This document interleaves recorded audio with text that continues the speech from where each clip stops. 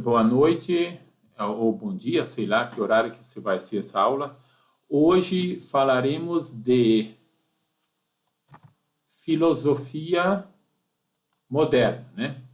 Filosofia moderna, para a gente entender bem, vamos contrapor a filosofia medieval. Então, na Idade medieval, as características da filosofia eram estas, né? Então, vamos agora contrapor essas características com as características da filosofia moderna. Teocentrismo, na Idade Média, Deus está no centro. Na Idade Moderna, seria antropocentrismo. Anthropos significa ser humano, homem, né? Então, o homem está no centro de tudo. Na Idade Medieval, era teologia que predominava. Na moderna, a ciência, ou seja, uma característica da modernidade é a cientificidade. Pode ver que todas essas escolas filosóficas, da modernidade, elas tendem a dizer que a ciência é que é responsável pela explicação. Na medieval, a filosofia estava submissa à teologia, no caso. Na moderna, a filosofia é autônoma, ela não depende mais da opinião da teologia. E antes também nós tínhamos uma filosofia única. Na modernidade nós temos um pluralismo de ideias, ou seja, existem diversas correntes filosóficas diferentes que às vezes até se contrapõem. Quais são então essas correntes da filosofia moderna? Tudo começou com o Renascimento. Renascer significa nascer de novo. Então, aquela filosofia do tempo lá dos clássicos antigos, né? Platão, Aristóteles, que tinha sido um pouco obscurecida pela religião cristã, volta agora a ser. Então, deve renascer aquela concepção filosófica dos clássicos antigos, ou seja, o centro de tudo está no ser humano. Depois veio o racionalismo, que quer dizer, resumidamente, que nós somos humanos e temos uma razão, a razão é que vai explicar tudo. Observem bem, sempre ofuscando o theos cristão. O empirismo, que se contrapõe ao racionalismo, iluminismo, ou seja, nós temos uma luz, que é a razão, a ciência, que vai explicar tudo. E no auge de 1800, já no final de 1800, vem o positivismo de Auguste Comte. Positivo significa científico. Então, são essas 5 correntes que mais ou menos trouxeram essa concepção de modernidade, começando pelo Renascimento e terminando no auge do positivismo. 2 correntes se destacam. Racionalismo e empirismo. Não que elas sejam mais importantes, é que nesse capítulo nós vamos destacar essas duas pelo fato de que para nós, no curso de pedagogia, elas se contrapõem, elas têm um significado especial. Então, o racionalismo significa o quê? Nós temos uma razão, a razão é que é capaz de conhecer as coisas. Então, todo conhecimento vem pela razão. O empirismo se contrapõe dizendo, não, a razão é um instrumento fraco, ela se engana facilmente. Quem é que conhece as coisas são os sentidos. Então, nós conhecemos porque nós experimentamos. De certa forma, então, aqui nós temos o racionalismo que se contrapõe ao empirismo. Racionalismo, resumidamente, repetindo, seria, a razão é um instrumento que capta a verdade. Eu sou um sujeito. Para eu captar, fazer ciência, captar a verdade sobre um objeto, eu uso esse instrumento que é a razão. Se eu utilizo a razão utilizando um bom método, ela consegue sempre chegar à verdade sobre um objeto. O empirismo, por sua vez, diz, não, a razão é um instrumento fraco. quem capta a verdade não é a razão, mas são os sentidos. Então, não é o sujeito que conhece o objeto, mas é o objeto que se mostra ao sujeito. E o sujeito consegue captar a verdade através dos sentidos. Então, ele precisa fazer a experiência para conseguir alcançar a verdade sobre o objeto. Fazendo, então, uma relação entre essas duas escolas, nós temos os principais. Destaquei dois autores principais. John Locke seria o principal autor do empirismo. Já René Descartes é o principal autor do racionalismo. Eu estou aqui citando esses dois, mas no texto existem outros autores, né? Aqui nós temos Thomas Hobbes, temos David Hume, aqui temos todos aqueles clássicos da ciência, da física, todos eles estão baseados no racionalismo. Razão estaria relacionado a quê? Racionalismo. Experiência ao empirismo. Essas duas escolas buscaram a sua base na filosofia antiga de Platão e Aristóteles. Platão seria o inspirador de qual dessas duas correntes filosóficas? Lembre, Platão dizia lá, o mito da caverna, né? Quem é que chega à verdade? Aqueles que se deixam levar pela experiência sensível facilmente se enganam. Então, Platão, ele meio que inspirou Descartes, o racionalismo, enquanto que Aristóteles é o inspirador do empirismo. São duas frases famosas, eu coloquei aqui. Penso, logo existo, refere-se a Descartes. Já a John Locke tem essa frase famosa que diz, ó, a criança quando nasce é como se ela fosse uma tábula, ele diz tábula, eu coloquei tábua rasa, um papel em branco, ou seja, não tem nada, e a criança vai fazendo experiências, e com as experiências ela vai aprendendo e se formando como ser humano. Então, essa dicotomia entre racionalismo e empirismo é algo que já vem lá desde a filosofia antiga, com Platão e Aristóteles, e o auge dela foi na Idade Moderna, mas ela, na realidade, é uma discussão filosófica que continua até hoje. Mas, na época moderna, já esse filósofo Immanuel Kant, de certa forma, superou, né? O Kant dizia, não, nós precisamos primeiro fazer a experiência e depois a razão pega os dados que os sentidos trouxeram e racionaliza. Então, na verdade, o Kant é, no fundo, a superação dessa dicotomia entre racionalismo e empirismo. Para nós, na educação, né? Isso que eu dizia há pouco, por que nós destacamos essas duas correntes filosóficas? Que significado elas têm para a educação? Primeiro, observação que podemos fazer, que a escola, de certa forma, ela supervaloriza o racionalismo e dá pouca ênfase ao empirismo, né? Poucas experiências se faz na escola. Então, essa é a primeira chamada de atenção. A gente ainda não tem muita profundidade, mas vocês ouvirão muitas vezes no curso de pedagogia falar sobre esse autor, Jean Piaget. Claro que ele é mais, digamos assim, de outras disciplinas. Aqui estamos apenas fazendo uma conexão. O que é, resumidamente, o construtivismo de Jean Piaget? É, no fundo, a superação dessa dicotomia, né? Porque se nós voltássemos lá na questão anterior, né? Onde que está o item principal?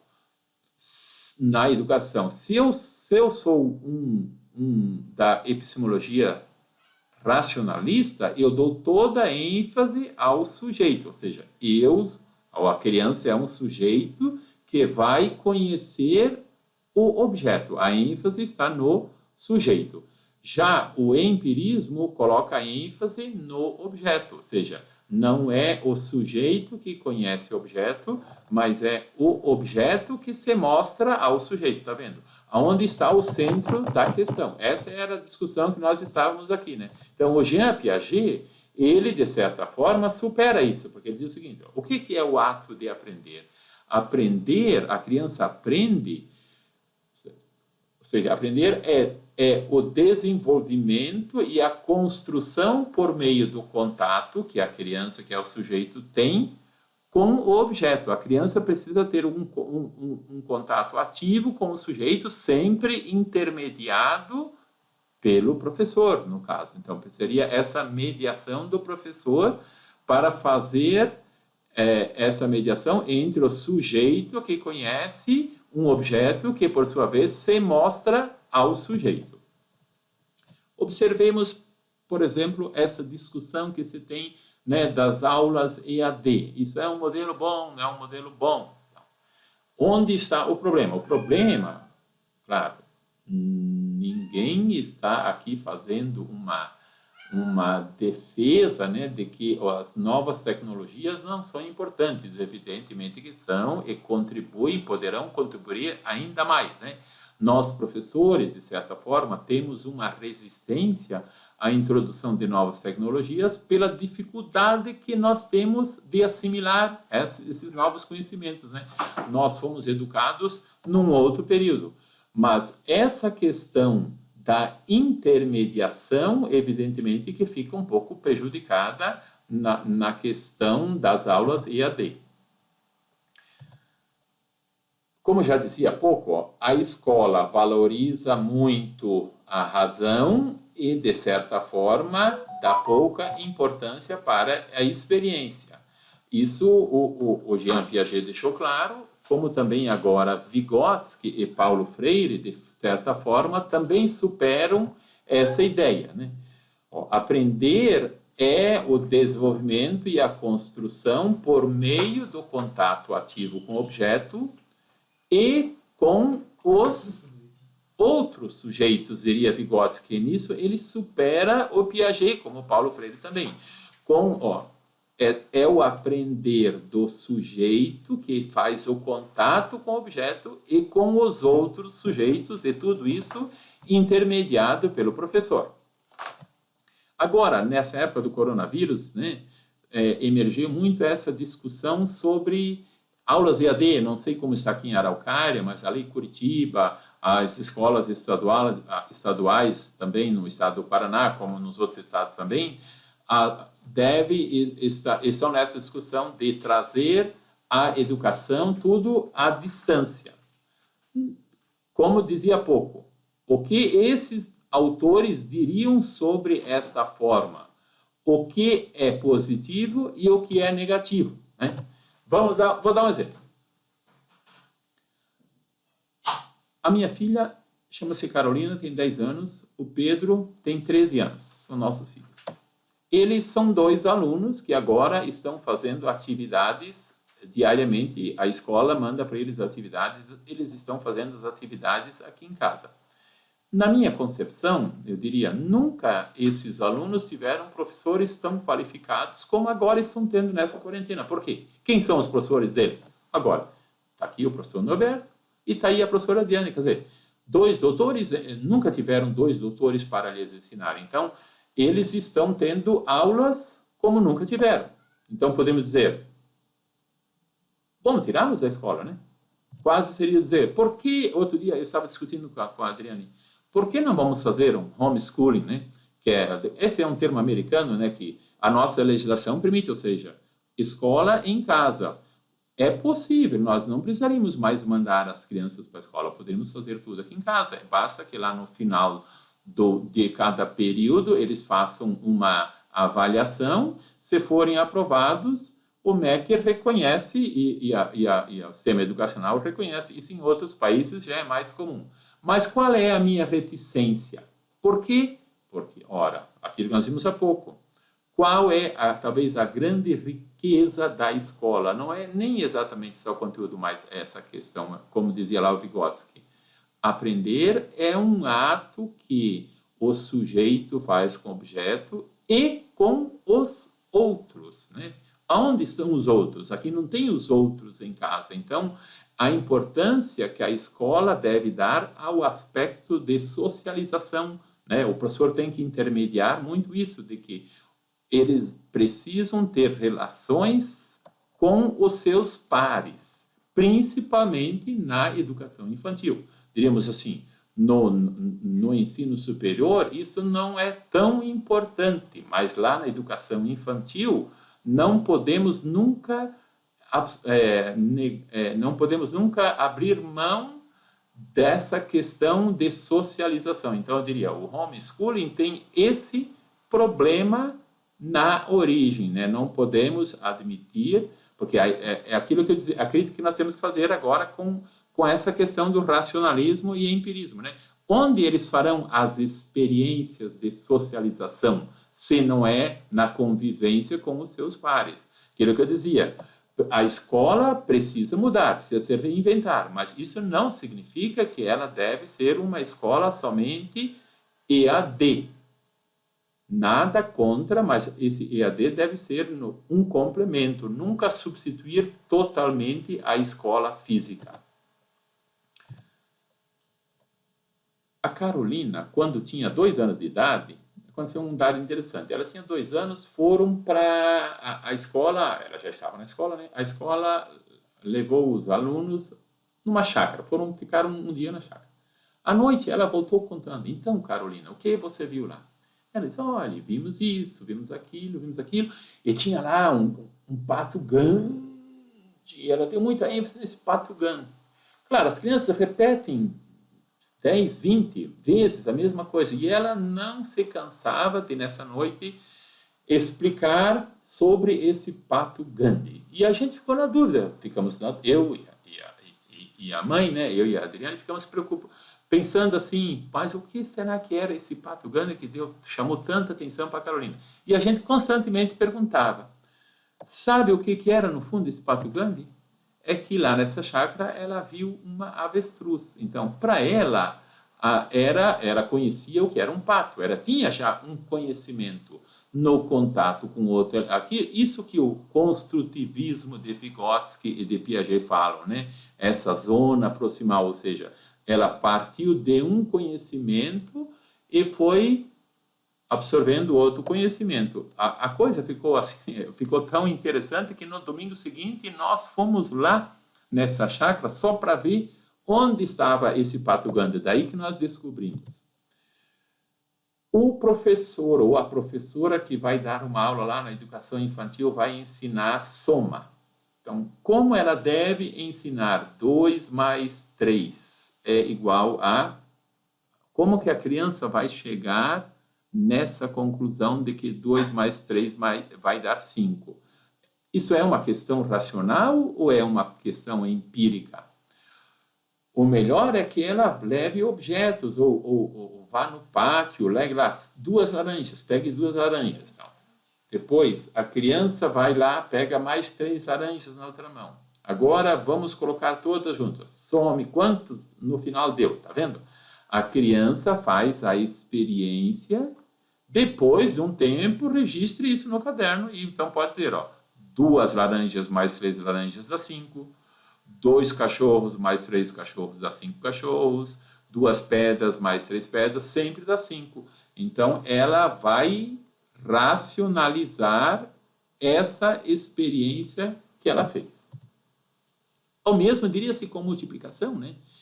Se você pensar bem, o que é a multiplicação? Essa coisa, né, que tem que... Só decorar, claro, nada que... Tabuada tem que decorar, eu insisto com meus filhos, decorem a tabuada. Mas como vai entender esse processo? Talvez a matemática, sem querer criticar muito os professores de matemática, mas tudo na matemática tem uma relação concreta com a realidade, né? E os professores não conseguem sair da sala de aula para explicar um item, né? Fica sempre só na racionalização da coisa. Para concluir essa aula, para não ser longa demais, o texto lá está um pouquinho mais desenvolvido. Foi ontem, aconteceu aqui em casa. Eu falei assim, na hora do almoço, eu fiz o almoço, eu não gosto disso. Pedro, você diz que não gosta, você nunca comeu? Você nunca comeu isso daí? Como é que você vai dizer que não gosta? O Pedro respondeu, nunca comi cocô também. E eu sei que não vou gostar de cocô. Eu não preciso comer, tá vendo? Qual é a base epistemológica do Pedro? O Pedro, ele é um quando ele falou isso daqui, ó, quando ele falou isso, ele usou a base epistemológica racionalista ou empirista? Claro, foi a racionalista. Ele disse, eu não preciso fazer a experiência. Então, que conclusão poderemos chegar? A escola deve valorizar tanto o racionalismo como o empirismo, mas mais ou menos sempre haver um equilíbrio e superar essa dicotomia. Superar essa dicotomia, assim como fez lá o Kant, na filosofia sempre se fala sobre Kant. Eu não vou dar tanta ênfase agora, porque não é um curso de filosofia, é um curso de filosofia da educação. Para nós educadores, então, tanto o Vygotsky como o Piaget, o nosso Paulo Freire superaram essa dicotomia.